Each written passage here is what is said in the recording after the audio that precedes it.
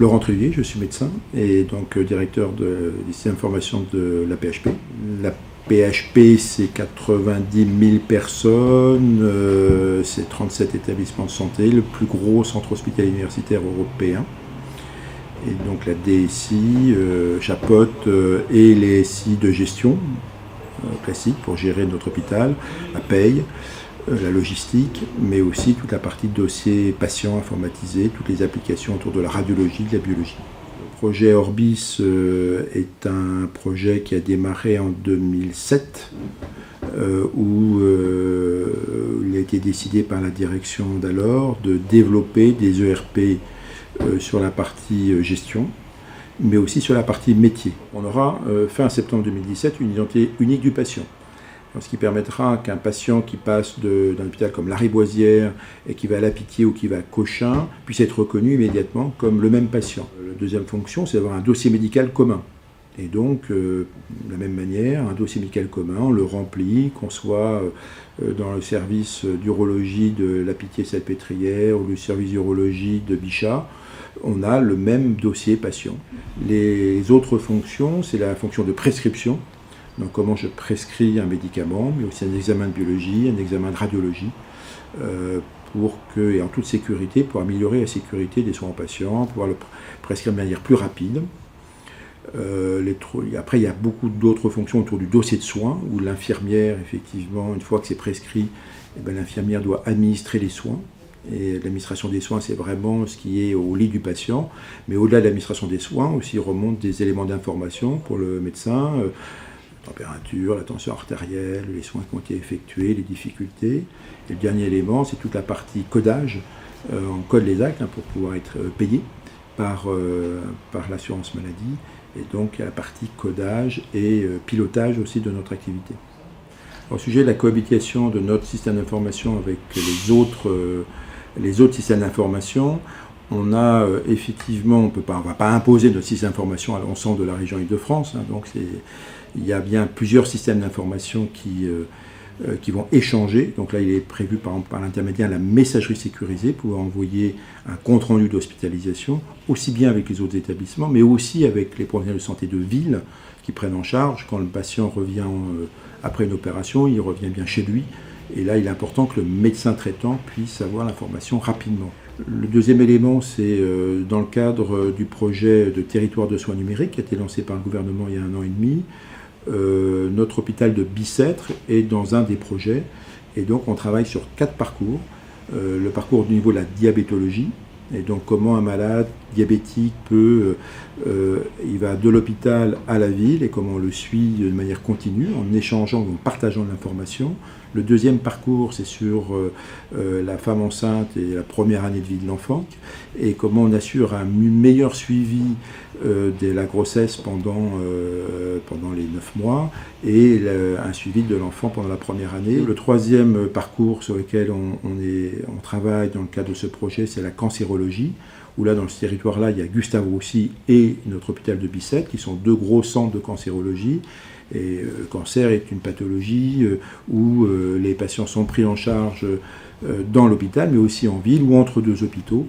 Et le dernier élément, c'est sur les urgences, le dernier parcours, où comment un patient qui peut être vu en ville, dans consultation en urgence, il doit être adressé par le médecin traitant dans nos urgences, comment on travaille autour de ces échanges-là. C'est évidemment un élément important pour nous dans le cadre des territoires de santé dans lesquels on doit s'inscrire.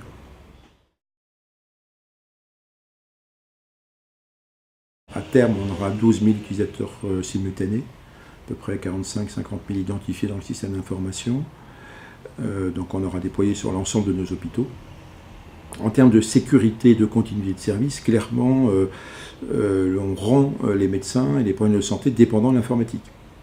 C'est-à-dire pour soigner les gens, il leur faut de l'informatique, et de plus en plus. Plus on déploie, plus on les rend dépendants.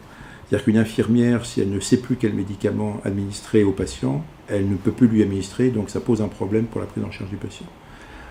Dans les urgences, quand il n'y a plus d'informatique, ça bloque l'arrivée aux urgences, et ça nous est déjà arrivé de délester des urgences parce qu'il n'y avait plus d'informatique. Donc la notion de continuité de service 24/24, 7/7 est un élément extrêmement important dans l'activité, en tout cas de la DSI. Donc c'est une vraie collaboration entre les équipes qui s'occupent de l'applicatif et les équipes techniques.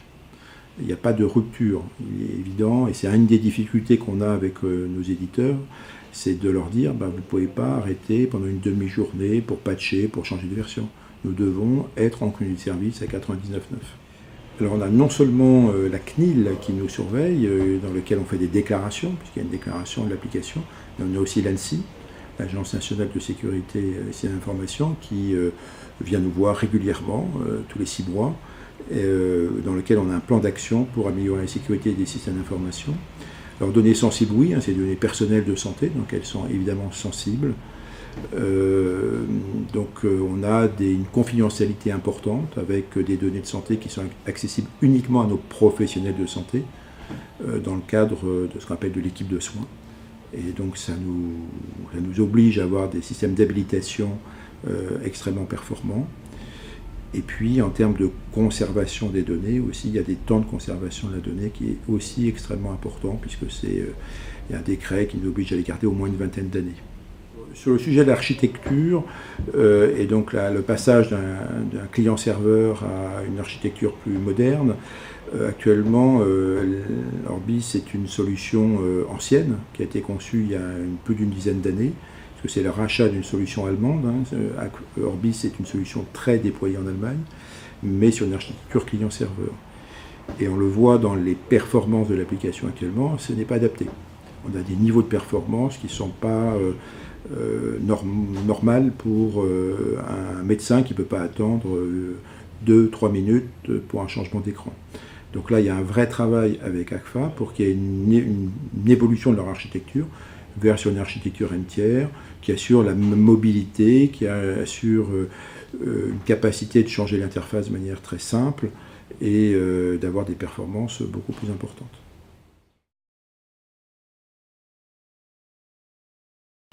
Alors il y a effectivement des choix qui ont été faits de manière différente en fonction des gros CHU. Si on prend les hospices civils de Lyon, ils ont plutôt développé leur propre logiciel avec l'aide d'industriels. Le choix a été fait plutôt de partir sur les progiciels qui existent sur le marché. Il y a un vrai marché du progiciel en France et en Europe, avec aussi quelques produits américains qui ont été localisés en France. Là, la décision était de finalement se dire on doit être dans le marché, on doit être dans le standard, plutôt que de développer ce qui nous aurait mis dans du spécifique, puis d'assurer dans le temps ce développement. Et donc là, on est bien parti sur le choix d'un progiciel. Après tel ou tel éditeur, il y a eu des choix qui ont été faits dans le cadre d'un appel d'offres sur lequel ACFA est ressorti en premier. Jusqu'à l'année dernière, on était dans une réaction très contractuelle avec ACFA.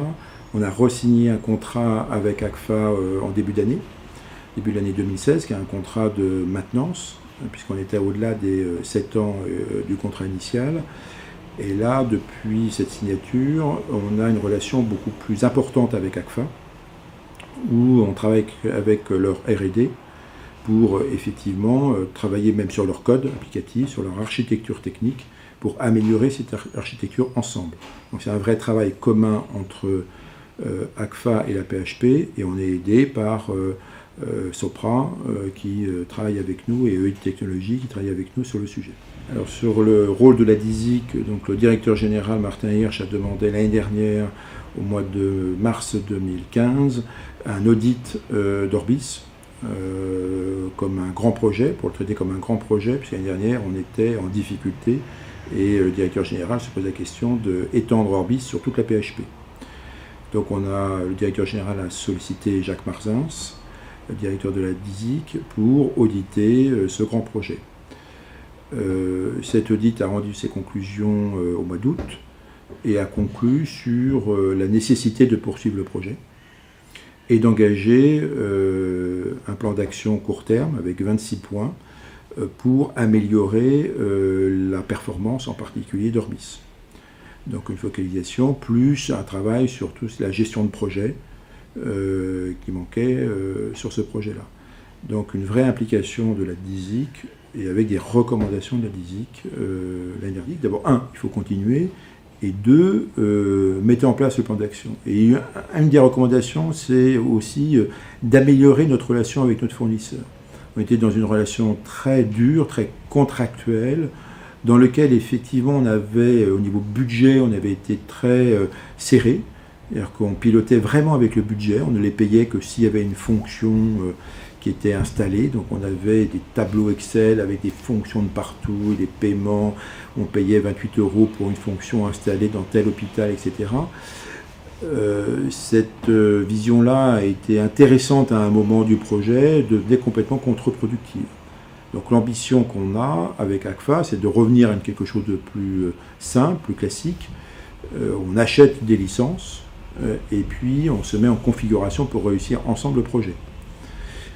Et donc on a souhaité que la PHP continue son investissement, mais que ACFA aussi continue à investir et réinvestisse dans le cadre du produit, d'un point de vue fonctionnel, mais aussi, et je crois que c'est leur PDG a admis qu'il fallait qu'ils refondent techniquement l'application. Il fallait faire une rupture technologique sur ce produit-là. Donc c'est ce qui a été convenu entre le directeur général de la PHP et le PDG d'ACFA sur ce point-là. Il y a un co-investissement. Ces deux grosses entités souhaitent continuer à investir dans ce produit. Il y a plusieurs leçons à tirer de ce grand projet. Dans un hôpital, d'abord, il y a le côté un peu fou de ce projet, de dire on fait un dossier patient à l'échelle de la science publique au Hôpitaux de Paris, ce qui est un projet qui en fait n'existe pas ailleurs. Quand on regarde au niveau mondial, peu de projets sont aussi ambitieux que le nôtre. Donc ce côté un peu cathédral est un des sujets de départ. Là, on va constituer avec la base, par exemple, de l'identité unique du patient, on va constituer un annuaire patient qui est un des plus importants au niveau Europe et mondial. Donc c'est ce côté cathédral qui est à regarder. Est-ce qu'on n'aura pas des jalons un peu différents qu'on aurait dû replacer? Est-ce qu'il faut vraiment tout faire d'un coup? L'autre élément, c'est qu'il faut qu'on fasse plus attention à la conduite du changement. On a sous-investi dans la conduite du changement. La partie formation, la partie communication. Et ça, c'est quelque chose qui... dans tous les grands projets, on dit qu'on sous-investit. Dans tous les grands projets qu'on lance, on n'a plus assez de budget pour le faire. Mais même sans une question de budget, c'est aussi la capacité à faire sur ce type de projet, finalement, à mettre en place ces outils. C'est pas, voilà, parce qu'on a un sujet de mobilisation. L'hôpital, c'est d'abord fait pour soigner. Et donc notre capacité à mobiliser des personnes de manière longue sur un projet est aussi une complexité. Et la formation initiale, en tout cas, il n'y a pas de cours d'informatique, ou peu de cours d'informatique médicale. Il y a quelques cursus, quelques cours. Donc on n'apprend pas forcément aux jeunes médecins d'utiliser l'informatique. Donc ça, c'est quelque chose sur lequel on va essayer de travailler, clairement. Alors, l'avantage d'un dossier patient unique, c'est qu'au moins, on ne les forme qu'une fois sur l'ensemble de la PHP, c'est-à-dire qu'ils vont apprendre. Après, on attend aussi des jeunes médecins qui soient agiles dans l'utilisation de l'informatique. Donc, c'est pas non plus... voilà, il doit y avoir une certaine agilité. Alors, c'est vrai qu'avec le produit, Orbis, il y a un apprentissage à faire, parce que c'est pas... under the shoulder, on regarde et puis ça marche. C'est un petit peu plus fin que ça. On a beaucoup de sujets avec des médecins qui ne vont pas aux formations, parce qu'ils sont très occupés. Et on s'aperçoit que là, on a des vraies difficultés, parce qu'ils ne connaissent pas finalement l'outil et ils ne savent pas bien l'utiliser. Donc ils se bloquent sur des sujets, mais on leur dit, attendez, là, en fait c'est simple, vous utilisez le bouton, vous allez par là et vous allez retrouver la fonction. Donc ça fait partie des sujets qu'on doit travailler. Et puis il faut aussi que ACFA travaille pour rendre l'outil plus facile. Là, il est quand même compliqué. Après, sur le choix ou pas d'un éditeur, c'est une question, c'est des questions qu'on se pose tous en informatique. Est-ce qu'il faut aller sur un logiciel, un éditeur du marché, ou est-ce qu'il faut développer, co-développer avec un intégrateur? C'est une discussion. Je crois qu'il faut le voir au moment où on prend la décision. Est-ce qu'il y a des produits qui sont matures sur le marché ou pas, et prendre sa décision en fonction de. Un retour sur investissement, il est à juger sur la qualité de la prise en charge. Le fait de pouvoir accéder au dossier médical immédiatement, c'est vraiment quelque chose qui nous remonte des médecins, des problèmes de santé, en disant j'ai accès enfin à l'information. Donc, ce qui facilite grandement la prise en charge. Sur la partie prescription, ça assure une meilleure qualité de la prescription, avec un vrai suivi entre le médecin qui prescrit, le pharmacien qui contrôle et l'infirmière qui administre. Et puis on peut améliorer la qualité de la prescription en faisant en sorte qu'il y ait moins de prescriptions. en la contrôlant mieux en amont là-dessus. Et une meilleure circulation d'informations, un meilleur partage, amener des guidelines aux médecins, ça fait partie des enjeux pour nous d'un point de vue économique. Sur le reste, il y a des effets induits directs, typiquement la dictée numérique et la reconnaissance vocale. Ça peut diminuer, ou en tout cas changer le métier des secrétaires médicales, qui sont moins à frapper les comptes rendus, mais à faire autre chose, ou à accueillir le patient. Là, on déploie un système de rendez-vous en ligne. Si vous avez déjà eu l'occasion d'essayer de prendre un rendez-vous à la PHP, on voit que c'est compliqué. Et là, améliorer, permettre aux professionnels, à un patient plutôt, de prendre un rendez-vous en ligne, c'est effectivement d'abord un service pour le patient, et puis nous, ça nous permet d'affecter les personnels qui étaient sur cette tâche-là à d'autres tâches. Alors sur la partie quantitative et le ROI quantitatif, c'est plus compliqué parce que les médecins nous disent mais finalement on perd du temps avec le dossier patient informatisé. Parce que rentrer sur un ordinateur, dans un premier temps, c'est coûteux. Taper, c'est plus long qu'écrire. Et parce que vous mettez un cadre dans l'informatique, vous êtes obligé de remplir un certain nombre de cases. Et donc, ils nous disent tous que dans un premier temps, ça diminue leur nombre de consultations, par exemple. Et c'est assez notable. Dans un deuxième temps, quand ils apprennent l'informatique, ils reviennent au même niveau. Parce que finalement, ils n'ont plus à retaper les antécédents, il y a un certain nombre de choses qu'ils automatisent. Une prescription, il peut avoir des favoris, ou c'est une prescription, une suite de prescriptions, donc on n'a plus qu'à taper sur le bouton et la prescription sort. Donc, dans un premier temps, c'est coûteux. Et on n'a pas de ROI. Et le vrai ROI, il se passe quand on a complètement informatisé. Quand on a vraiment du zéro papier, qu'on a une circulation d'informations complète. Et ça demande un haut niveau d'informatisation. Et donc c'est une étape sur laquelle on va aller, mais pas tout de suite. 3 à 4 ans au moins de travail pour arriver à un vrai gain quantitatif.